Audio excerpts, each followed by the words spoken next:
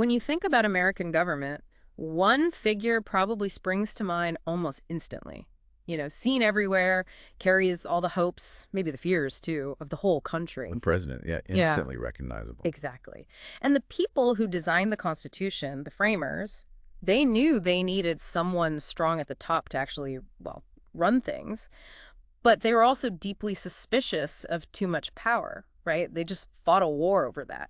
That's the core tension, isn't it? This constant push and pull between needing effective leadership Yeah. and needing to limit that power. It's shaped the office for over 2 centuries. It really has. And for this deep dive, we've got this great chapter all about the presidency. So our mission today is to dig into that and pull out the key stuff: how the office started, how it grew, how we actually pick a president, how they set up shop, connect with the public, and, what tools they actually have to get things done. Sounds good. Where should we start? The beginning. Let's do it. Right back to the Constitutional Convention in 1787. Because before that, under the Articles of Confederation, there wasn't really an executive like we think of one today. No, not at all. There was a president of the Confederation Congress, sure, but that role was much more like a chairperson running meetings, very different from the executive branch we have now. A world away from commanding armies or negotiating treaties. So Madison comes along with his Virginia plan, and he proposes this idea of a national executive. But it was pretty fuzzy at first, wasn't it? Oh, very vague. Was it one person? A group? How would they be chosen? Lots of questions. And then you had the other side, Patterson's New Jersey plan, pushing for something weaker, like an executive committee picked by Congress who could even be kicked out by state governors. A much weaker vision, definitely. More decentralized power. And then there was Hamilton, never one for half measures. No. Hamilton proposed a single executive, chosen by electors, serving for life, with some serious powers: veto, treaties, pardons, commander-in-chief. For life. Wow, that sounds, well, almost monarchical. It was a pretty radical idea for the time, and you can bet it stirred up debate. What they eventually landed on was a compromise. A single executive elected for a term. But how to elect them? That was the next big fight. Right. James Wilson, he initially argued for direct election by the people. He did, but that didn't get enough traction. So his next idea, having electors chosen in the states, that's what eventually won out. It was seen as a balance, between popular input and maybe a bit more deliberation, insulating the choice from Congress a bit. Which brings us to the Electoral College, a system still very much in the news today. Can you break down how it works now? Sure. So today you've got 538 electors total. Each state gets a number equal to its total members in Congress. Yeah. So House reps plus their 2 senators. And Washington, D.C. gets 3. Okay. Then, in almost every state, 48 of them plus D.C., it's winner take all. The candidate who wins the popular vote in that state gets all of its electoral votes. All or nothing. Right. Nebraska and Maine do it differently, though. They give 2 electoral votes to the statewide winner, and then 1 vote to the winner in each congressional district. They call it the district method. Interesting. And our source material actually shows a map, figure 12.3, breaking down those votes state by state for 2024. So winning the most individual votes nationwide doesn't guarantee the presidency. Correct. It's about winning the right combination of states to get to that magic number, 270 electoral votes. But the original Electoral College design was even trickier and caused problems almost immediately. Oh, absolutely. Yeah. Originally, each elector cast 2 votes for president. Only 1 vote could be for someone from their own state, which is a detail people forget. The person with the most votes became president, and the runner-up, vice president. Which just sounds like a recipe for disaster. You get rivals in the top 2 spots, like 1796. Exactly. John Adams, a Federalist, won the presidency, and his VP was Thomas Jefferson, the leader of the opposition Democratic Republicans. Imagine those cabinet meetings. Awkward. And then 1800 was even worse. The election of 1800 was a real crisis. Jefferson and his running mate, Aaron Burr, ended up tied in the Electoral College. It went to the House of Representatives, and it took them 36 ballots to finally break the tie and choose Jefferson. 36 ballots. That must have been incredibly tense, so they had to fix this. They did. The 12th Amendment, ratified in 1804, that created the system we basically have now: separate ballots for president and vice president. Candidates run together as a team on a ticket. Okay, that solved the tie problem and the rival problem. But our source mentions another little quirk from the original rules that could still cause issues: that electors can't vote for 2 candidates from their own state. That's still in the 12th Amendment, yeah. It's usually not an issue. But think about 2000. Bush and Cheney were both technically residents of Texas at the time. Ah, right. Texas had 32 electoral votes then. So technically, Texas electors couldn't vote for both Bush and Cheney. Cheney actually changed his voter registration back to Wyoming where he'd lived before to avoid any potential constitutional challenge. It's a small detail, but in a super close election. It could suddenly become a very big deal. Interesting. So the 12th Amendment cleaned things up, but the VP role itself, especially early on, wasn't exactly a powerhouse position. Not at all. The Constitution mostly just says the VP presides over the Senate and takes over if the president can't serve. Their actual influence has swung wildly. You had VPs like Dan Quayle, who were more ceremonial, and then you had Dick Cheney, who was incredibly powerful in the Bush administration. Quite the range. Okay, let's talk eligibility. Who could actually run for president? The Constitution lays it out in Article 2. You have to be at least 35 years old, a natural-born citizen, or a citizen when the Constitution was adopted, which doesn't apply anymore, and you need to have lived in the U.S. for at least 14 years. And term limits. Right. After Franklin Roosevelt won 4 terms, the 22nd Amendment was passed. Now it's a maximum of 2 4-year terms. Okay. Now, what if a president, seriously messes up or breaks the law? What's the safety valve? That's impeachment. Right. Exactly. Impeachment is the process for bringing formal charges against a federal official. The Constitution says for treason, bribery, or other high crimes and misdemeanors. It's a 2-step process. How does it work? First, the House of Representatives votes on articles of impeachment. If a simple majority votes yes, the official is impeached, which is basically like being indicted. Right. Then the Senate holds a trial. A trial in the Senate? Yes, with the Chief Justice of the Supreme Court presiding if it's the president being tried. And it takes a 2/3 vote in the Senate to actually convict and remove the president from office. And how often has this actually happened? How many presidents impeached? 4 presidents have been impeached by the House. Andrew Johnson, after the Civil War, lots of conflict over Reconstruction. She was acquitted by the Senate by just 1 vote. Close call. Very. Then Richard Nixon, he faced almost certain impeachment and removal over Watergate, but he resigned before the full House vote. Bill Clinton was impeached by the House over charges related to perjury and obstruction of justice, but acquitted by the Senate. And most recently? Donald Trump was impeached twice by the House. First, related to dealings with Ukraine, and second, for incitement of insurrection after January 6th. Both times, he was acquitted by the Senate, although the second impeachment trial had more senators from his own party vote for conviction than any previous presidential impeachment trial. So, impeached 4 times, but never actually removed by the Senate, though Nixon's resignation was clearly prompted by it. It does seem like impeachment proceedings have become, well, more common lately. That's certainly an observation many have made. It remains a powerful constitutional check, even if removal is rare. Definitely. Okay, let's shift gears to the powers the Constitution explicitly gives the president. What's actually written down? Well, the big ones are pretty clear. Commander-in-Chief of the military, that's huge.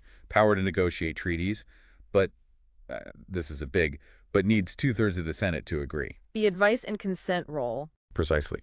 The president also receives foreign ambassadors, which is the formal act of recognizing other governments.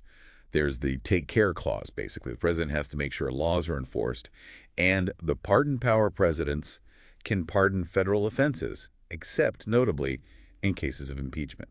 What about interacting with Congress and the government itself? They give the State of the Union address, laying out their agenda.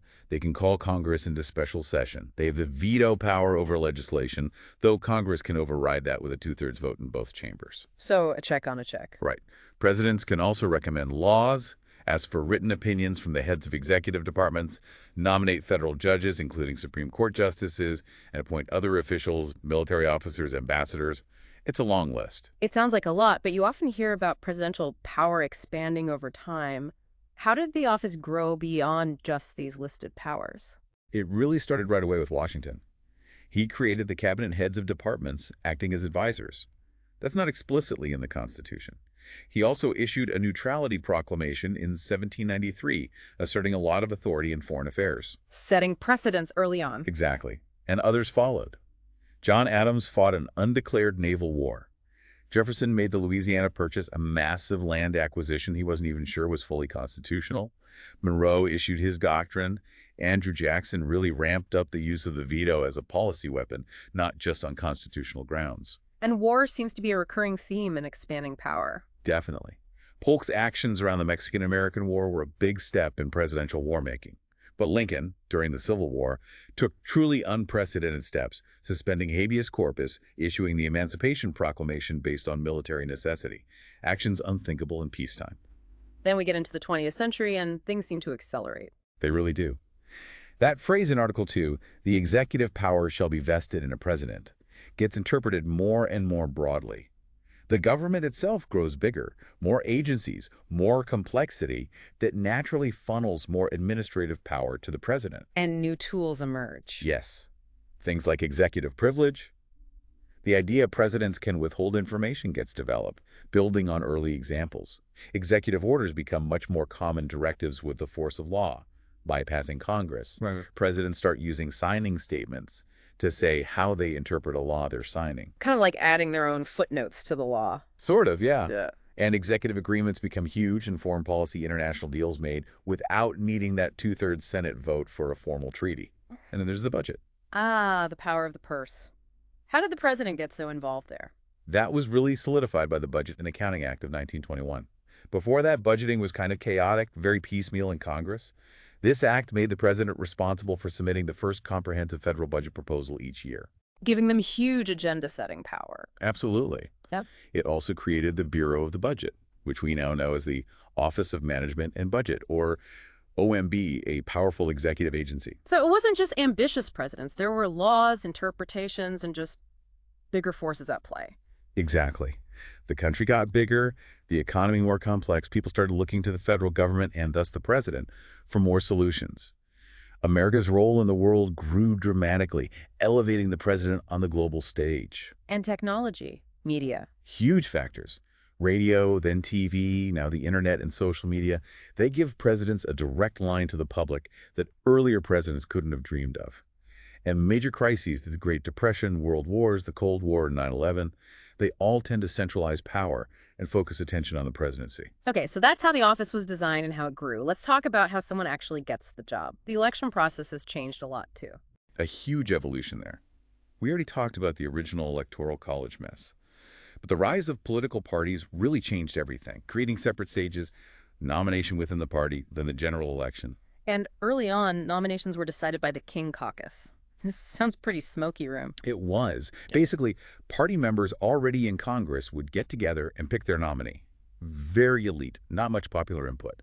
That started to break down, especially as more states began letting voters choose presidential electors directly by the 1820s. Andrew Jackson's rise played a role there too, right? Winning the popular vote but losing the election in 1824 fueled calls for more democracy. It absolutely did. It helped usher in the era of national nominating conventions.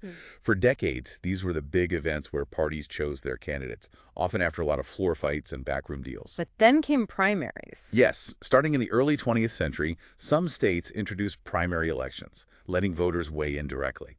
Over time, primaries became more and more important. To the point where now they basically decide the nominee before the convention even happens. Pretty much. Today, most delegates are won through primaries and caucuses. The conventions are still important for party unity and launching the general election campaign, but they're largely ceremonial affirmations of the primary results, much less drama than there used to be. What have been the big consequences of this shift to a primary-dominated system? Well, for one, campaigns are much, much longer now and way more expensive.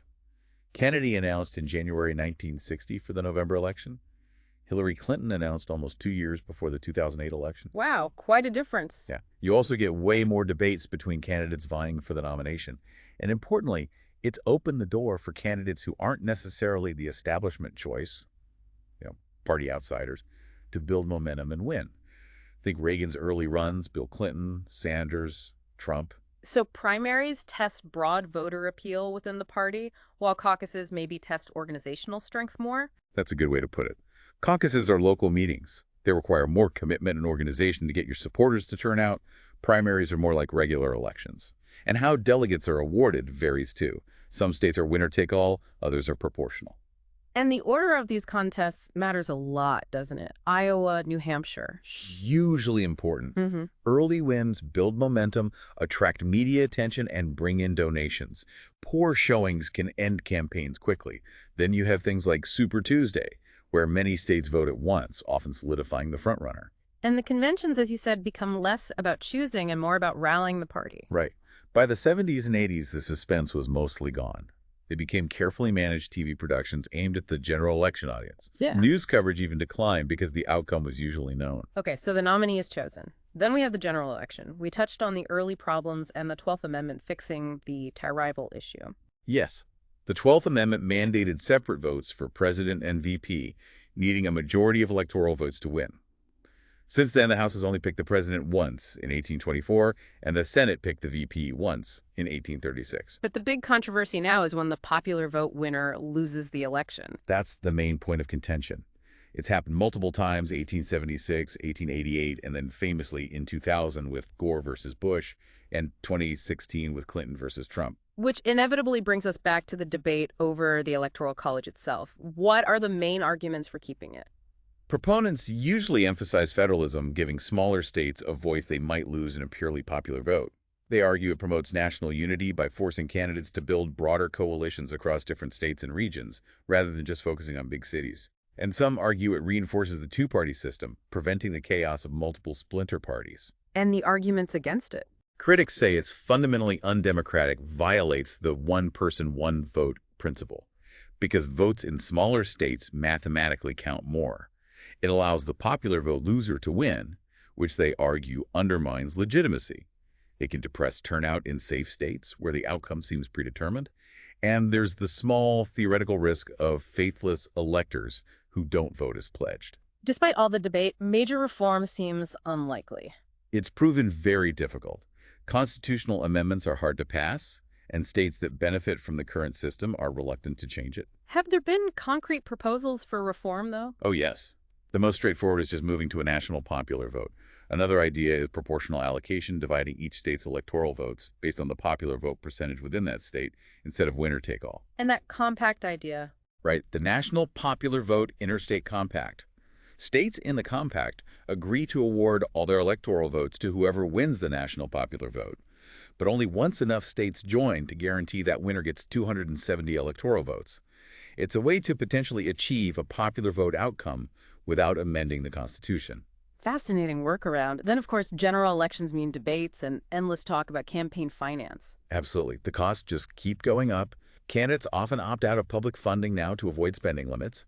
And the role of paxies and outside money is a huge ongoing issue.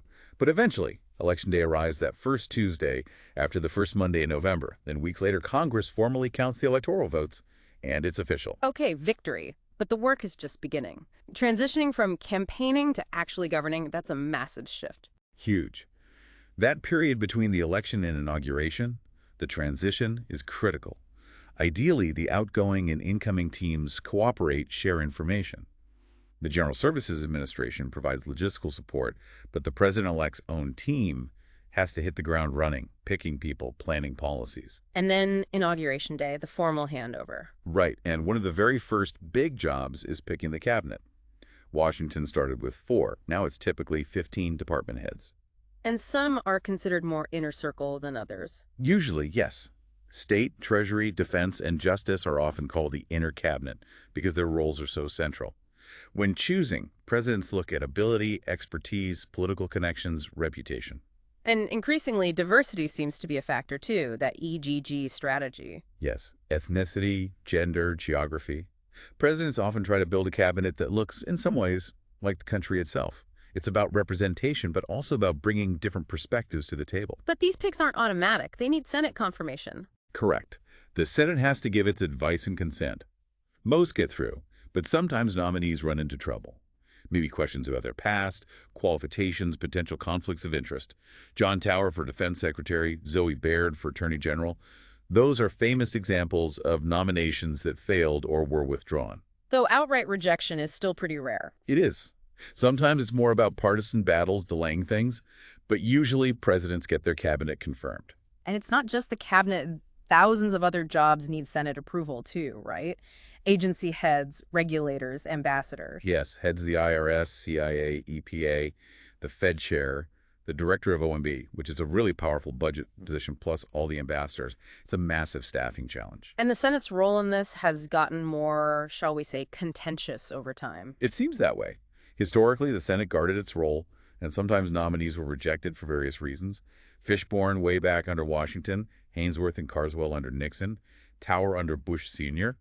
Confirmation hearings can be in, I think, Clarence Thomas. And more recently, we've seen nominations just stall. The malign neglect idea. That's been a tactic, yes. Refusing to even hold hearings or votes. The most high-profile example was Merrick Garland's Supreme Court nomination under Obama. The Senate majority just wouldn't consider it. Which then led to changes in Senate rules, the nuclear option, to make confirmations easier for later nominees with just a simple majority. Exactly. It really highlighted how political the confirmation process, especially for judges, has become. Compare Garland's situation to Amy Coney Barrett's quick confirmation right before the 2020 election. But the president doesn't need Senate approval for everyone on their team. No, their immediate White House staff, chief of staff, national security advisor, advisors, speechwriters, press secretary, those are personal appointments. They serve at the pleasure of the president. And many of these roles are housed within the executive office of the president, the EOP. Right, created by FDR. It includes key advisory groups like the Council of Economic Advisors, the National Security Council, OMB, the VP's office. The White House staff itself has grown enormously over the decades. What about recess appointments? That sounds like a way to get around the Senate. It was intended to fill vacancies when the Senate was genuinely out of town, in recess, so government could function. But yes, presidents started using it strategically to bypass Senate opposition. So the Senate fought back. They did by holding these pro forma sessions, quick gavel in, gavel out meetings, just to say they were technically in session, preventing recess appointments. The Supreme Court eventually weighed in and basically said the Senate decides when it's in session, which really limited the president's ability to use that loophole. Okay, let's go back to the vice president. We said the role grew from almost nothing. How significant is it now? It's much more significant. Starting really with Carter and Mondale, VPs have become much more integrated into the administration. They often take the lead on specific policy areas, act as key advisors, travel internationally. Think Gore on tech and environment, Cheney on national security, Biden on foreign policy implementation, Pence as a liaison to conservatives, and now Harris involved across many policy fronts, including migration issues. So the team is forming. Now, how does a new president actually shape their agenda? Where do they even start? It's about setting priorities right away. That first 100 days concept, starting with FDR, puts pressure on presidents to show early momentum. The first 2 years, the honeymoon period, are often seen as the best chance to get big things done, especially if their party controls Congress. Though even that's no guarantee, as Obama found out. Right. You also inherit the budget situation from the previous administration. And then unexpected events can completely derail the plan. Think 9/11 for George W. Bush. There's also this idea of political time. Is the country ready for big changes, like during the Depression, or is it a time of more stability where major shifts are harder? And the inaugural address plays a big role in setting that initial tone and direction. Absolutely. It's a huge opportunity. Lincoln trying to calm fears about slavery. FDR telling people the only thing we have to fear is fear itself. JFK's ask not what your country can do for you. There are moments to define the mission. All right, they're in office, teams assembling, agendas forming. How do they connect with the country? The public presidency. Technology must have changed this dramatically. Fundamentally. From newsreels and recordings to radio, TV, internet, social media, presidents have increasingly direct ways to reach people. But early on, it was much more limited, right? Speeches to Congress, maybe some newspaper articles. Very much so. Inaugural addresses, messages to Congress that got printed, maybe some tours. Some presidents tried to cultivate friendly newspapers. Political cartoons were surprisingly influential. Lincoln even wrote open letters sometimes. But the immediate mass impact just wasn't there like it is today. And influence often came through things like patronage, giving out jobs. Yes, that was a major tool for building loyalty. But civil service reforms reduced that significantly over time. Often it was in foreign policy and war where presidents had more direct public authority early on. Until Teddy Roosevelt comes along with his bully pulpit. What did he mean by that? He saw the presidency as this amazing platform, a bully pulpit, to preach directly to the people, build support, and pressure Congress. It was a real shift towards using public opinion as a lever. And later presidents just ran with that, using whatever new tech came along. Exactly. FDR's radio fireside chats. Kennedy and Reagan mastering television. Now, the internet and social media are central. But does having more channels mean it's easier to control the message? That's the paradox. There are so many channels now, so much noise. It's actually harder to guarantee everyone hears your message or hears it the way you intend. Trump's use of Twitter is a prime example. Direct, yes, but also polarizing and bypassing traditional media filters, for better or worse. Presidents also literally took to the road or the skies to connect. Right. Wilson's train tour for the League of Nations. FDR and Truman using planes more. Eisenhower getting the first dedicated Air Force One. It's about being seen, taking the message out there. And the classic move, going public. A big speech hoping citizens will pressure their representatives. Does that still work? Well, some political scientists, like George Edwards, argue it's less effective now, especially in our polarized era. It might fire up your base, but it can also harden opposition and make compromise less likely, not more. It's not the magic bullet it might seem. What about the First Lady? That role has really changed too. Dramatically. Early on, mostly private advisors or social hostesses, Edith Wilson was more active behind the scenes after Woodrow Wilson's stroke. But Eleanor Roosevelt was a game changer, openly advocating for civil rights, the poor, writing columns, doing radio shows. A real public figure. Totally. Some successors were less visible, focusing on things like White House restoration like Jackie Kennedy, or beautification like Lady Bird Johnson. But then you see others stepping up again. Betty Ford on women's rights, substance abuse awareness, Rosalind Carter in cabinet meetings, mental health advocacy. Nancy Reagan's Just Say No. Barbara Bush on literacy. Hillary Clinton tackling healthcare reform. Which was very controversial, showing the risks too. Laura Bush on literacy and education. Michelle Obama on fitness and nutrition. The trend is definitely towards a more public, policy-involved role, often focusing on less divisive issues where they can make a real impact. Okay, let's get into the real mechanics of governing. Beyond persuading people, what can presidents do directly? Direct presidential action. This is about using the formal powers they have, sometimes without needing Congress. It can be faster, break log jams, but it's also riskier, can face lawsuits, political backlash, be easily undone by the next president. Generally, they have more leeway in foreign policy and national security. What about domestically? What are the tools? Well, the power to hire and fire political appointees, the removal power, that was settled after the Andrew Johnson impeachment fight. Recess appointments, though, as we said, those are harder now. The pardon power used sparingly by some, more controversially by others, like Ford with Nixon, Carter with draft dodgers, Clinton's last-minute ones, and Trump's more frequent use, especially at the end. And the big one, executive orders. Right, directives to the executive branch that have the force of law. Proclamations are similar. Executive memoranda are a bit less formal. These can be incredibly powerful. Like some really famous or infamous examples. FDR's order for Japanese internment during World War II. Truman's order desegregating the military. Lincoln's Emancipation Proclamation was essentially a wartime executive order. But they're not permanent. They can be challenged. Definitely. Courts can strike them down, especially if they seem to overstep into Congress's territory without clear authority, like when Truman tried to seize steel mills. Congress can pass laws to override them, and the next president can just issue a new order reversing the old one. Look at the Korematsu case upholding internment later repudiated, a stark reminder of the potential dangers. What about the line item veto? That seemed like a powerful tool for a bit. It was, for President Clinton, allowed him to veto specific spending items in bills. But the Supreme Court struck it down as unconstitutional, saying it gave the president legislative power. Signing statements are another tool, presidents adding their interpretation when signing a bill, saying how they'll enforce it. Okay, turning to foreign policy and national security, even more direct power here. Generally, yes. Executive orders are common here too, homeland security measures, for example. Lincoln, suspending habeas corpus during the Civil War. The commander-in-chief role allows deploying troops often without explicit congressional declaration of war, Korea, Vietnam, the Gulf War. Congress rarely initiates these actions. And executive agreements instead of treaties? A major tool. Formal deals with other countries that don't need that two-thirds Senate ratification like treaties do. They're easier, faster, but generally seen as having a narrower scope or less permanence than a treaty. Some still need congressional approval if they involve spending money. So presidents have these direct action tools, but you hear so often that real lasting success comes down to persuasion, Neustadt's idea. Exactly. Presidential power is largely the power to persuade. Why?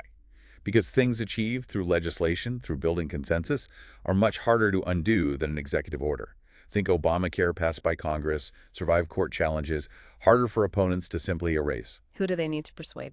Everyone. Congress, obviously, that's often the toughest. Their own party members, who might not always agree. The public, especially when going public. The bureaucracy, To actually implement things effectively, big appointments help here, and the international community through diplomacy. And persuading Congress depends a lot on whether your party is in charge, right? Divided government makes things harder. Much harder. Requires more deal-making, like Reagan and Clinton often had to do. But even with unified government, it's not always easy, as we mentioned with Obama. Persuading your own party can be tricky, too. And the tools of persuasion have changed. Less patronage, more. What? More about negotiating policy details, offering support for other initiatives, using the visibility of the office, maybe appealing to shared goals or party loyalty. Sometimes it's quiet, behind-the-scenes work, what Fred Greenstein called the hidden hand presidency, using Eisenhower as an example. So much depends on the circumstances, doesn't it? Opportunity and legacy seem tied to things beyond just the president's actions. Absolutely. How big was their election win? Do they have strong party support in Congress? Is there a crisis? That political time idea, again, is the country ready for change or resistant? Presidents have more freedom to act alone in crises or war, less so on complex domestic issues. And what makes a strong president is debatable, too. Is it acting alone or getting things done through cooperation? Right. Sometimes cooperation, like Grant achieved on some issues, gets overlooked because it wasn't flashy. International crises often give presidents a temporary boost, the rally around the flag effect. Politics is the art of the possible, and presidents try to extend what's possible, often through persuasion. And legacies are built over time through policies, court appointments like John Marshall, who shaped law for decades, but also through inspiration or sometimes cautionary tales. Exactly. Think Washington setting precedents, Lincoln holding the Union, the Roosevelts transforming government, Kennedy's inspiration, Reagan's influence, but also Johnson in Vietnam, Nixon in Watergate. It's a complex picture. The source even shows that contrasts Kennedy's Camelot image versus Nixon resigning. Wow. We've covered a lot of ground, from the framers' debates to modern challenges. The presidency is just this incredible mix of power, limits, history, and personality. It really is. We've traced its design, its growth, how presidents get elected, organize their teams, reach the public, and use their formal and informal powers.